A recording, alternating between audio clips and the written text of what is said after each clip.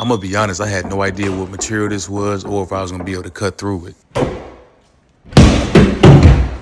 Well, looks like I figured it out. This was one of the ones you gotta just kind of stand back and admire it. Look at that. Look how flat that is. Got the sound bar on there.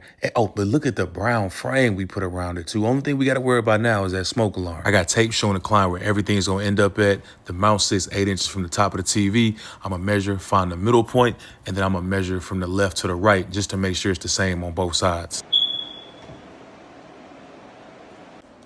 Yeah, I know what type of house we in. All right, these two brackets need to be 18.5 apart, so we can go 9.25 off the middle on both sides, and then measure from those tick marks to the outside to make sure we good. The material was different. It was almost like it was plastic over the drywall, but the little tack still went in the wall. So I was like, all right, we good to go now. From now on, I'm bringing 9-volt batteries to the jobs. Studs were 19 apart, so we're going toggles all the way around. I'm gonna set up this other laser and mark the middle. That's gonna be for the sound bar. To keep the dust out the fireplace, I'm gonna put this little plastic up there. I don't know why I did it like that. With this material, I was surprised how easy it went in. These are the 1/4 toggles. The link is in my bio, so don't ask me. Listen, if you ain't hitting your toggles like Ike did Tina, they ain't gonna work right. All right, then we'll go through, fasten all those up, and then we'll take this outlet out way up top, which I don't know why the hell they put this way up there. A little bit more pressure than normal to get that in there.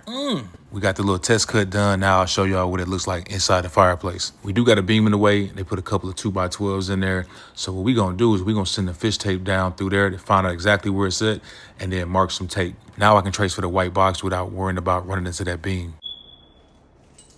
Original plan was to tap into that outlet. I didn't know the wire for it was running right up through there.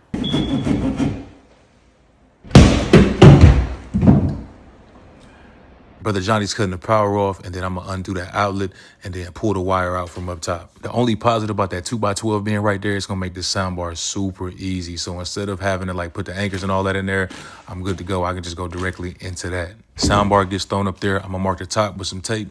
That way I know exactly where this hole needs to be at.